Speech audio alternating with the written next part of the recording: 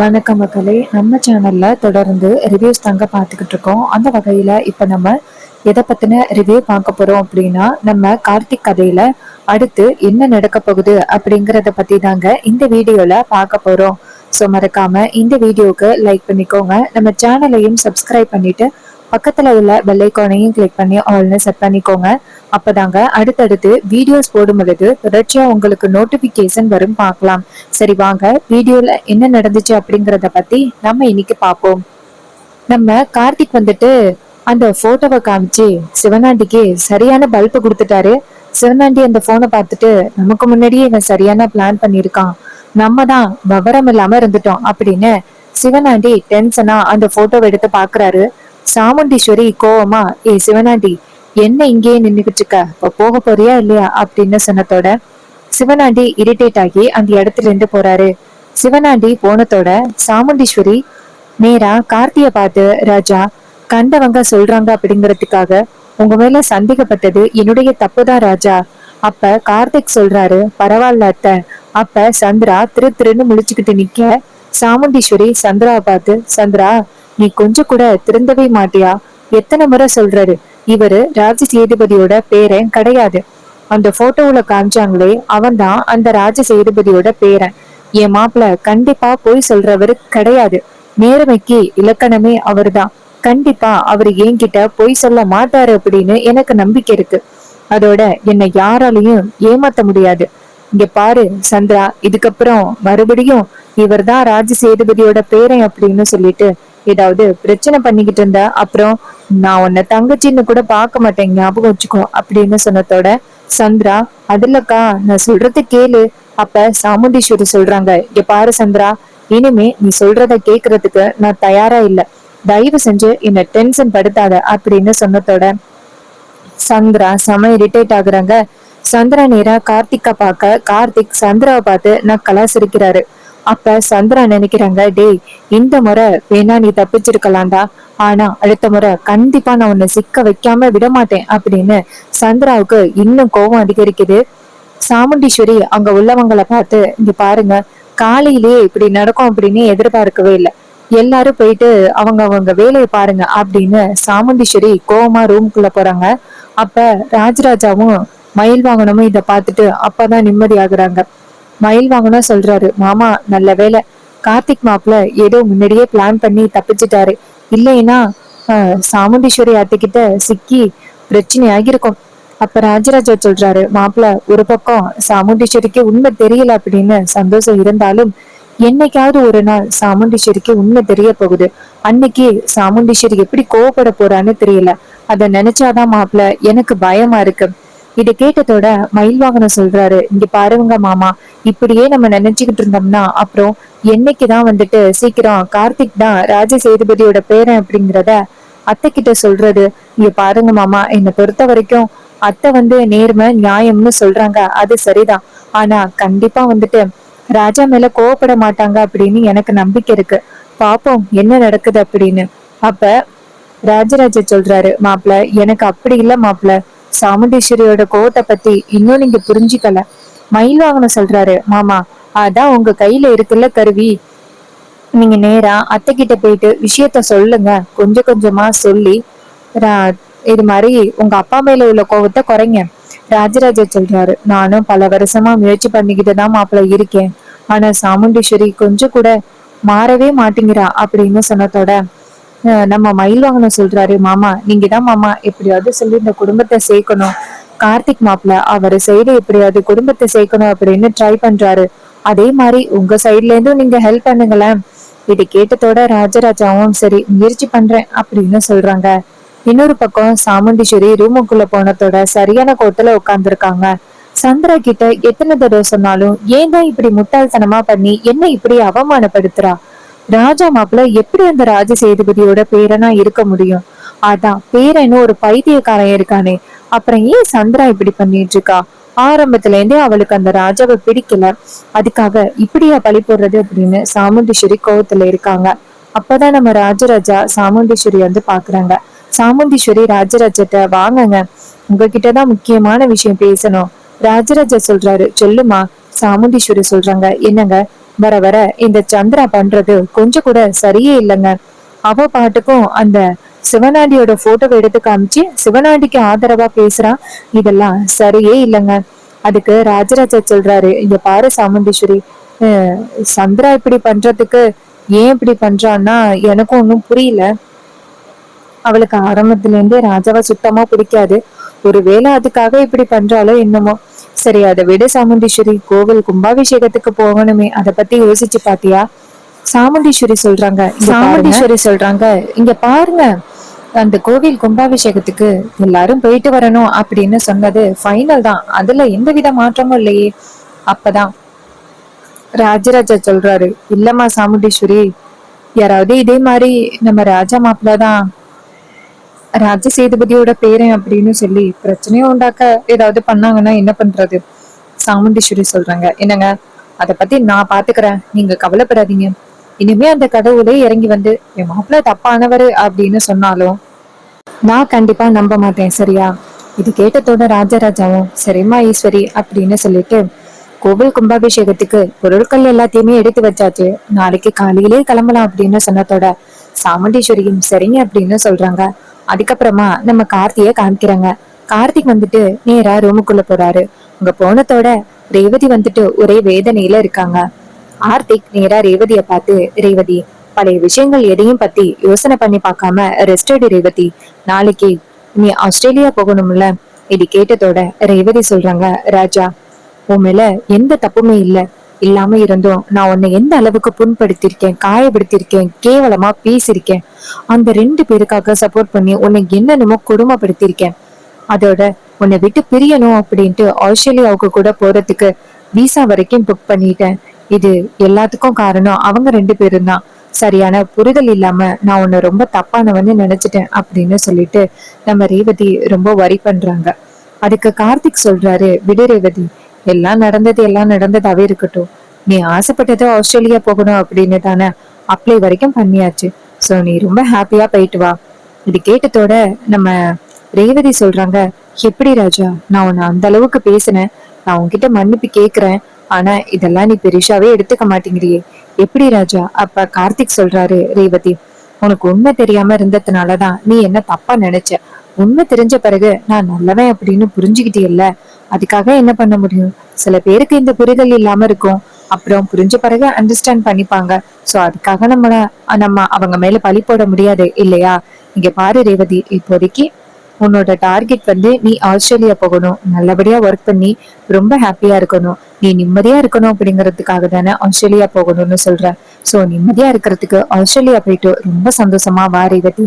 இது கேட்டதோட ரேவதியும் சரி அப்படின்னு சொல்லிட்டு உட்கார்ந்துருக்காங்க.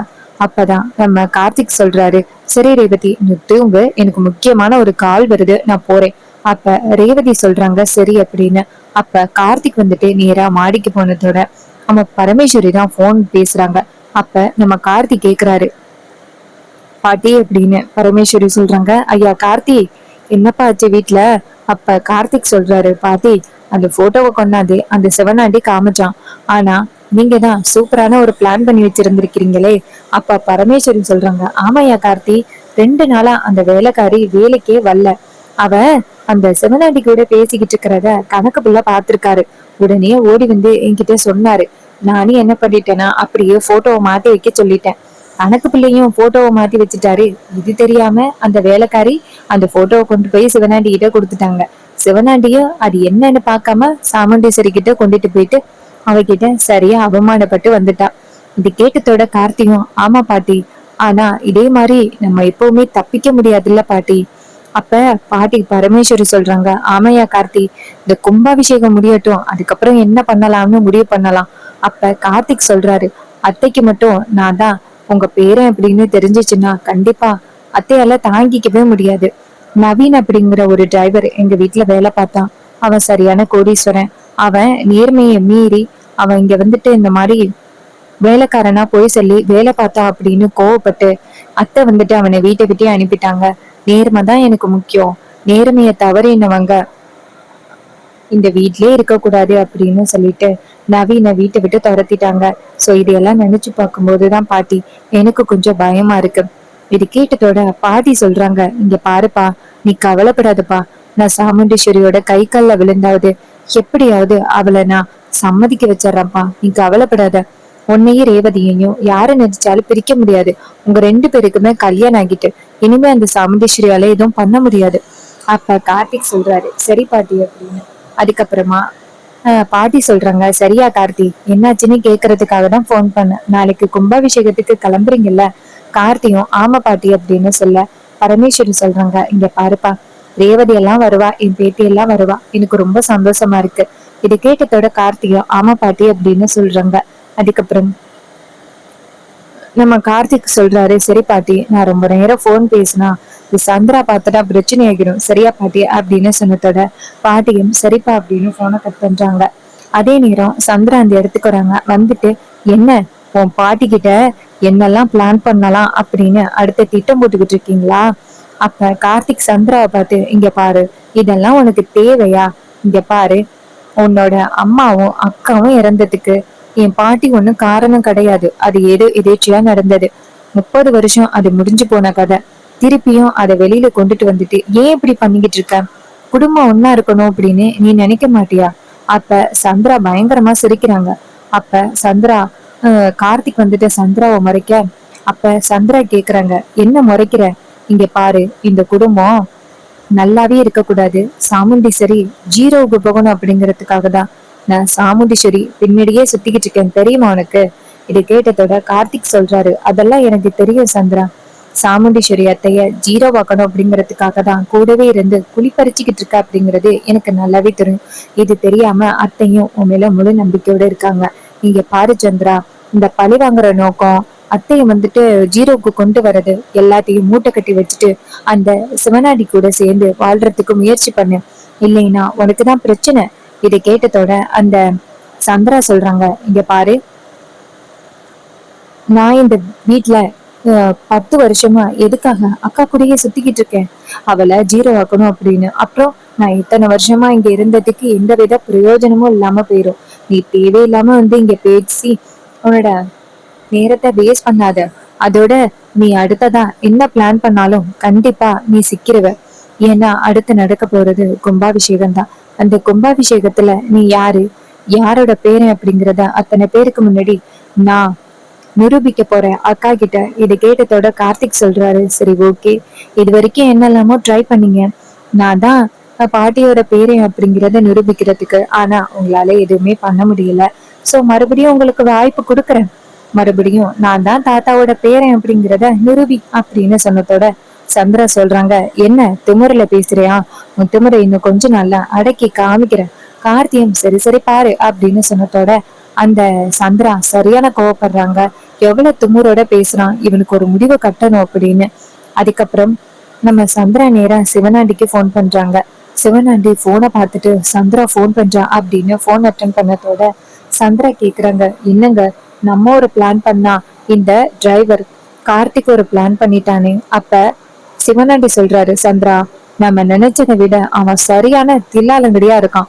சோ கண்டிப்பா நம்ம அடுத்து என்ன பிளான் பண்ணாலும் அவன் கண்டுபிடிச்சிருவான். இனிமே நம்ம என்ன பிளான் பண்ணாலும் அதுல கொஞ்சம் உஷாரா இருக்கணும் சந்திரா. இதுவரைக்கும் ஏமாந்தது போதும். இதுக்கப்புறம் அவனை மாட்டி விடும் பொழுது ஸ்ட்ராங்கான எவிடன்ஸ் வச்சுதான் மாட்டி கொடுக்கணும். இது கேட்டதோட சந்திரா சொல்றாங்க ஆமாங்க அப்படின்னு. இது மாதிரி அக்கா உங்களை ரொம்ப மோசமா பேசிட்டா என்ன மன்னிச்சிருங்க. அதுக்கு சிவனாண்டி சொல்றாரு சந்திரா, அவ பேசினதுக்கு நீ என்னமா பண்ணுவ?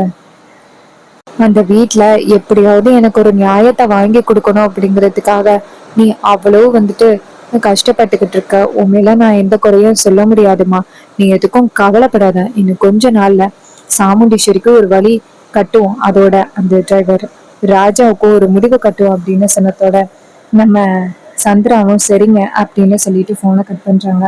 அப்புறமா கார்த்திக் ரூமுக்கு போறாரு. அங்க போனதோட ரேவதி நேரா கார்த்தியை பார்த்து ஒரு நிமிஷம் அப்படின்னு சொன்னதோட கார்த்திக் ரேவதி கிட்ட சொல்லி ரேவதி. அப்ப ரேவதி சொல்றாங்க இல்ல, அம்மா இன்னைக்கு கேட்டாங்கல்ல போட்டோவை காமிச்சு ராஜ சேதுபதியோட பேரனா அப்படின்னு கேட்டாங்க. ஆனா அந்த போட்டோல வந்துட்டு அந்த ராஜாவோட அந்த கார்த்தியோட போட்டோ இருந்துச்சுன்னு இன்னொருத்தர காமிச்சாங்க.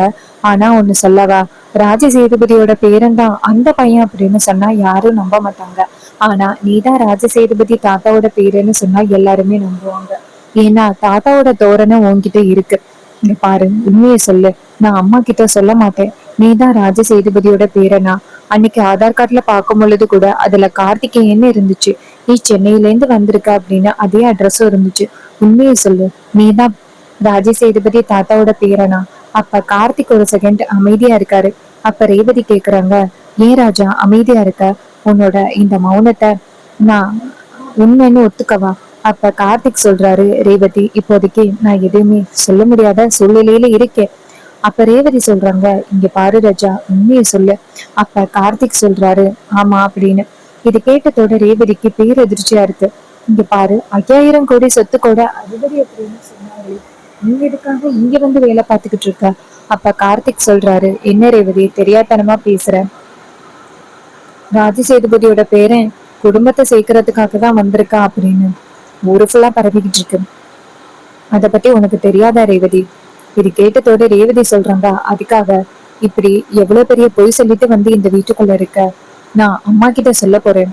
இது கேட்டதோட கார்த்திக் டக்குன்னு ரேவதியை தடுத்து, ரேவதி நீ மட்டும் அத்தைக்கிட்ட சொல்லியன்னா எத்தனை நாளா இந்த வீட்டுக்குள்ள ஆஹ் வந்து இந்த கோவில் கும்பாபிஷேகத்துக்கு எல்லாரையும் கூட்டிட்டு போறதுக்கு எல்லா பிளானும் பண்ணிட்டேன். இப்ப கடைசி நேரத்துல நீ மட்டும் அப்படி சொன்னீன்னா கண்டிப்பா ரொம்ப பெரிய பிரச்சனை ஆகிடும் ரேவதி. இது கேட்டதோட ரேவதி சொல்றாங்க, இங்க பாரு, இந்த கும்பாபிஷேகம் முடிஞ்சதோட நீ அம்மா கிட்ட உண்மையை சொல்லிடணும், சரியா? இது கேட்டதோட கார்த்திகும், கண்டிப்பா இந்த கும்பாபிஷேகம் முடிஞ்சதோட நான் அத்தை கிட்ட உண்மையை சொல்லிடுவேன். இது கேட்டதோட ரேவதியும், சரி நீ உண்மையை சொல்றதுதான் நல்லது அப்படின்னு சொல்றாங்க. இது கேட்டதோட கார்த்தியும் சரி அப்படின்னு சொல்றாரு. இன்னொரு பக்கம் நம்ம ரேவதி நினைக்கிறாங்க, இவன் இவ்வளவு பெரிய பணக்காரன், இவன் போயிட்டு இப்படி இங்க வந்து வேலைக்கார மாதிரி போய் சொல்லிக்கிட்டு வேலைக்கார மாதிரி இருக்கானே பாவம் அப்படின்ட்டு ரேவதி ரொம்ப வரி பண்றாங்க. அதே நேரம் அந்த மாயா மகேஷ் பத்தின உண்மை தெரிஞ்ச பிறகு ரேவதிக்கு கார்த்திக் மேல உள்ள அந்த பார்வையே வேற மாதிரி ஆகிருச்சு. கார்த்தியை கொஞ்சம் கொஞ்சமா காதலிக்கவும் ஆரம்பிச்சுட்டாங்க. சோ இன்னொரு பக்கம் மாயா வந்துட்டு மகேஷ் எங்க இருக்கான் அப்படின்னு தெரியாம தவிச்சு போயிருக்காங்க. இதனால ரேவதி ஆஸ்திரேலியா போக போறாங்கல்ல, சோ அந்த விஷயத்த சாமுண்டீஸ்வரி கிட்ட சொல்லி பிரச்சனை உண்டாக்கலாம் அப்படின்னு நினைக்கிறாங்க. சோ இந்த கதை உங்களுக்கு பிடிச்சிருந்துச்சு அப்படின்னா இந்த வீடியோவுக்கு மறக்காம லைக் பண்ணிக்கோங்க. நம்ம சேனலை சப்ஸ்கிரைப் பண்ணிட்டு பக்கத்துல உள்ள பெல் ஐகானையும் கிளிக் பண்ணி ஆல்னு செட் பண்ணிக்கோங்க. அப்பதாங்க அடுத்தடுத்து வீடியோஸ் போடும் பொழுது தொடர்ச்சியா உங்களுக்கு நோட்டிபிகேஷன் வரும். ஸோ இதுக்கு அடுத்து என்னெல்லாம் நடக்க வாய்ப்புகள் இருக்கு அப்படிங்கிறத பத்தி தெரிஞ்சுக்கணும் அப்படின்னாலும் மறக்காம நம்ம சேனலை சப்ஸ்கிரைப் பண்ணிட்டு பக்கத்துல உள்ள பெல் ஐகானையும் கிளிக் பண்ணி ஆல்னு செட் பண்ணிக்கோங்க. அப்பதாங்க அடுத்தடுத்து வீடியோஸ் போடும் பொழுது தொடர்ச்சியா உங்களுக்கு நோட்டிபிகேஷன் வரும். தேங்க்ஸ் ஃபார் வாட்சிங்.